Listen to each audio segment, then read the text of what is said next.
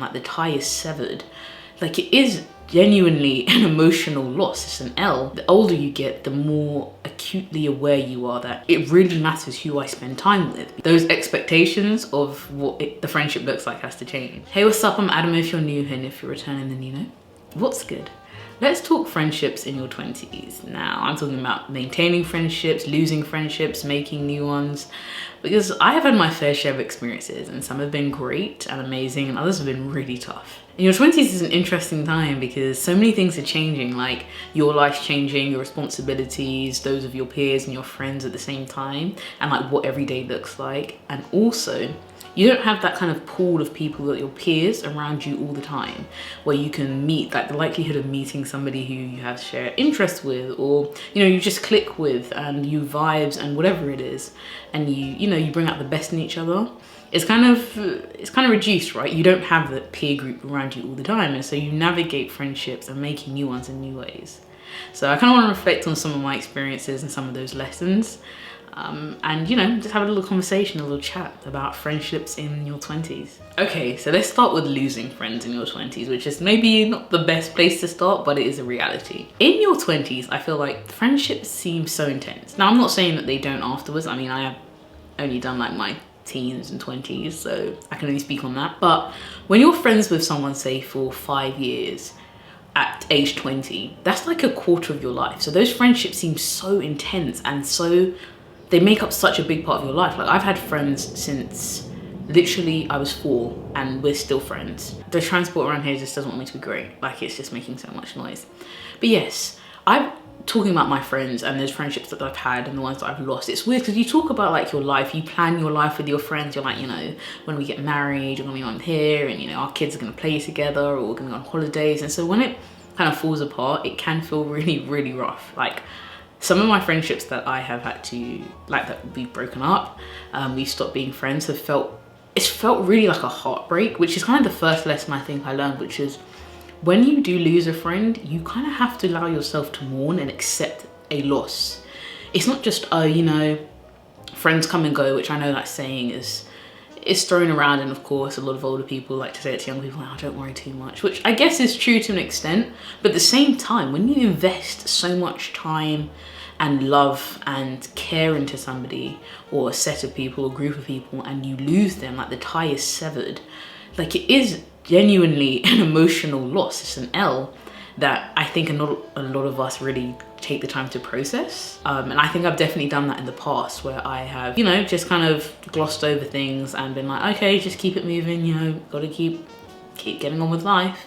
And then it hit me at different times, like, wow, like I really, really loved that person, right? I really loved that friend, and now they're gone, and I thought they would always be a part of my life.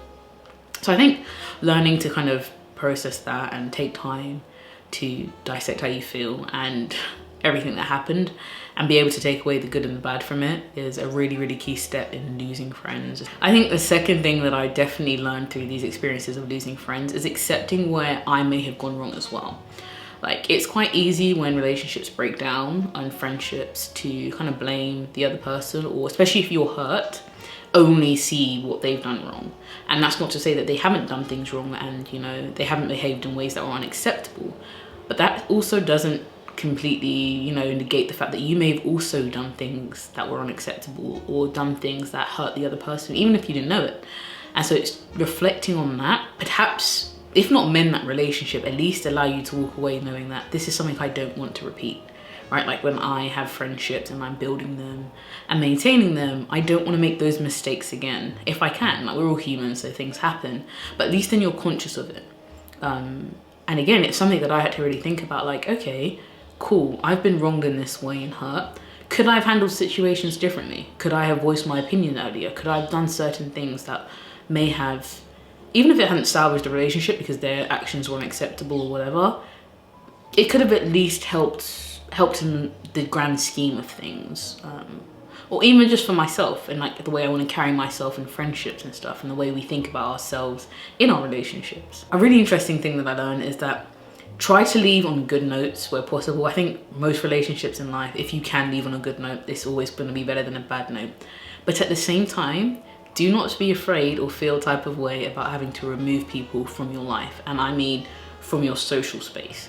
Like sometimes people linger and you have them on social media or whatever the case may be, and you don't want that. And however the relationship was or how the friendship ended, like you need that person to be removed from your space, because it's not healthy for you, and it's not perhaps not healthy for them, but you know at least that it's not healthy for you.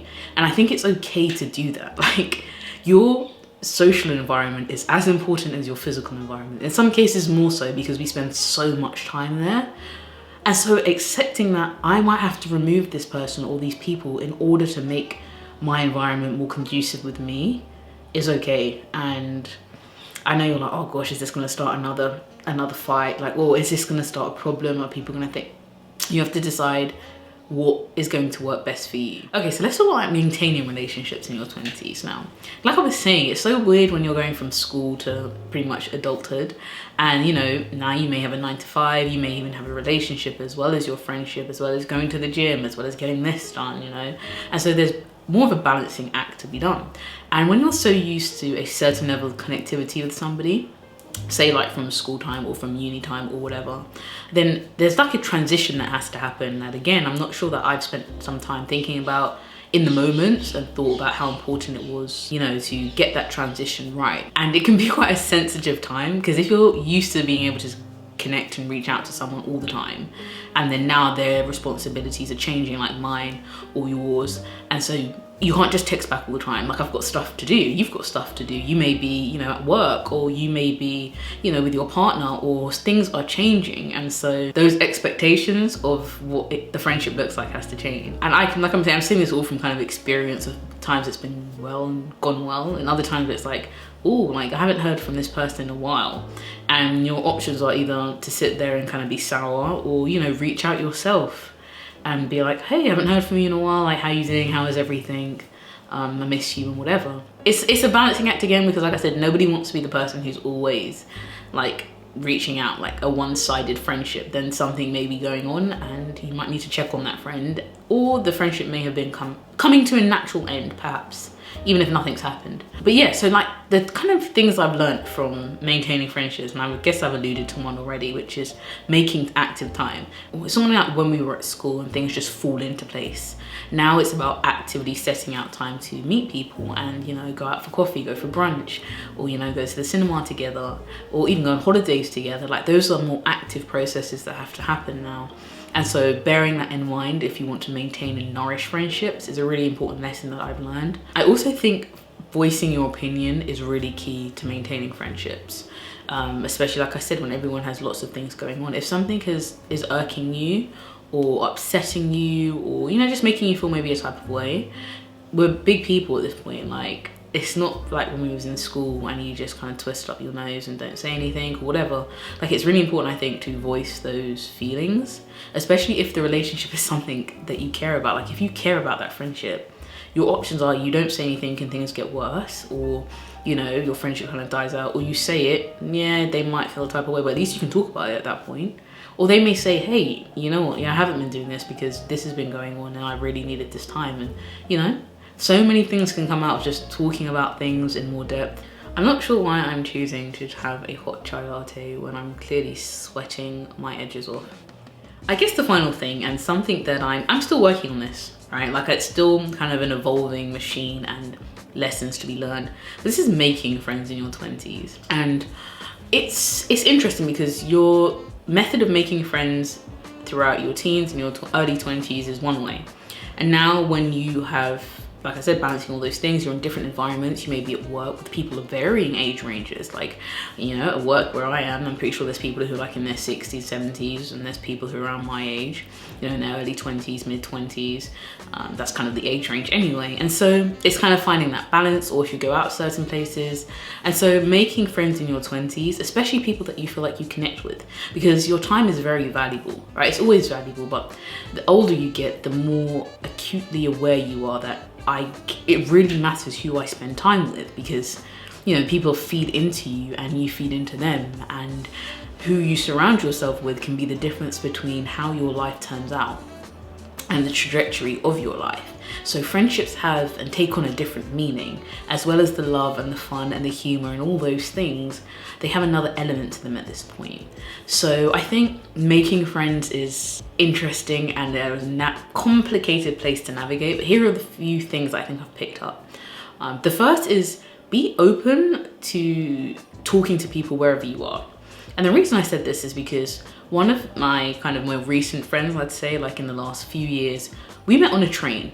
Like the whole like train story, like we literally, she asked me for a charger, we started talking, and you know, we kind of just kept in contact. And she's a great friend of mine. I spent some time with her a few weeks ago. Like, and if I hadn't been receptive or open or even willing to talk to people, because I think sometimes we become quite shut down. Like I'm on the train, I've got my headphones on, I don't want to talk to anyone, which is cool. And I'm still like that too. So I'm not going to pretend like my beats are over in my head and, you know, sometimes don't talk to me. But it's really important to kind of have that openness about you if you're interested in making friends and, you know, seeing what the world has to offer. Because you never know where you're going to come across somebody who may be really aligned with you, or who may have an amazing soul, or is really fun to be around, really funny, you know, all of these things you don't know in life. And so allowing yourself to be open to that is a really key thing. I think the second thing as well is I've had questions on this channel around like, how do I meet people who are like-minded like me, you know, interested in certain things? And a key thing here is events. Now, like I said, we don't have schools, so we can't congregate in societies and things like that. So the next best thing in meeting people who the likelihood of them having the same interest of you is increased because you're at the same event or events or environments is obviously increased. Like if you are interested in hiking and nature and you go on certain walks, there are certain groups that come together to take walks, you know, in the countryside and, you know, just on the outskirts of London and certain parts all over the world. And on social media, you can access these groups. And there's also Eventbrite. Like I went to a painting class, how long ago was it? And met people there. And not everyone is going to end up being your best friend, but the chances and the likelihood of meeting people that you connect with and, you know, that you can have a good time with is increased however many fold by going to an event where the other people share that interest. So that's one thing I would definitely say. If you are struggling to find people who you connect with, go to places like that and see what happens. It might work, it might not, but relationships can come out organically like this, and which is a really cool option. And with the internet, we can connect with people online, of course, but we can also connect to these events and then, you know, broaden our circles. I think overall though, it's really natural in your 20s to be still figuring this out and like finding your footing. And you may see some people who have huge friendship groups, some of them from, you know, uni, from this place, from that place, and others who are like, no, I'm kind of cool with my few friends. And don't ever feel like you have to be in either group. Like if you like lots of people around you and that works for you, great, do that. Don't feel like you have to be like the, you know, my circle's just me and one person, like a line. But if you're the other person too, like don't feel like you have to have loads of people around you. If you know that drains you, if you know that doesn't work for you, if you know you haven't encountered that many people you click with like that, and you'd rather just be with a few people and have, you know, a solid time with them and feed into them and they feed into you and enrich each other's life, that's really cool too. So yeah, that's kind of all I wanted to say. I just wanted to talk about this because something that was on my mind as I was thinking about, you know, the friendships that I have and how I have dealt with certain situations, and, you know, where I want to go and move forward, and who I want in my life and who I don't want in my life, and like what does an ideal life look like. Because I mean, we've all come to the point where we understand relationships they are the foundation of life, right? Like everything we do is basically coming down to wanting better relationships. So yeah, I'll see you in the next video.